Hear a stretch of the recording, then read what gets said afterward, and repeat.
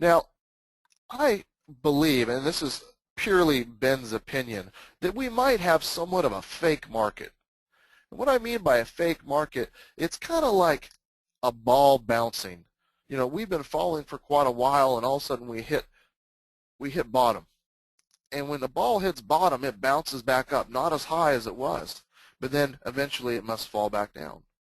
Well, some of our inventory issues across the U.S., which are causing multiple offers and increased prices and consumer optimism, could be because of some fake metrics, or rather some short-term metrics.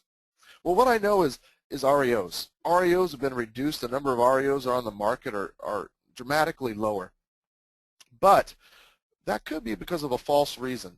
There's still estimated to be millions and millions of properties owned by the financial institutions that are currently not on the market. These properties have either been rented out by the big institutions, they're waiting because their cost to hold them is so low, or they don't even know that they own them yet. But at some point, these properties need to come back on the market, thus increase in inventory. Well, a lot of the consumers over the last few years that maybe had enough money down or could cover the difference from rent to payment, or those that had low payments already, instead of selling and taking a loss, they rented those properties out. And as the market recovers and equity increases, some of these people that were forced to be landlords are going to say, hey, this is not really for me. I just want to get rid of this headache. So those rented properties are going to start coming on the market. Now, there's also hesitant sellers.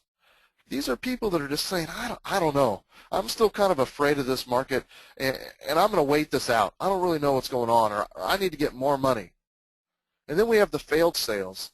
These are the ones that they tried to sell their home over the last 5 years, and they either canceled, expired, they tried to do FSBO, they've been through 4 or 5 agents, and they just plain stopped. And these are the people that could afford to keep paying their payments, so they just stayed there. Well, all of these things combined are increasing or decreasing our inventory levels, but at some point when that changes, the inventory's got to come on the market. And when the number of homes come on,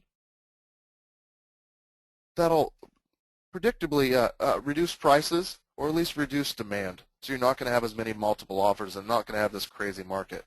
And then we have the last one, which is hedge funds and investors. There's estimated to be somewhere between 8 and 10 major hedge funds, each with billions of dollars to spend, that are purchasing properties all over the United States. And for a lot of these funds, they're purchasing these properties at market value. At market value. They're purchasing them, and their plans are to hold these properties for anywhere from 3 to 7 years and then flip them. When those homes come on the market, that will also increase inventory and reduce prices. So what I'm saying is, don't not take advantage of this low in inventory. We got to take advantage of it. But don't be the agent that has such a short memory that they make all their practices and they forget what they just went through. What I mean is, spend based on an average of all your years, not based on the last 6 months. Lead with revenue. Don't overspend. Don't spend on ego advertising.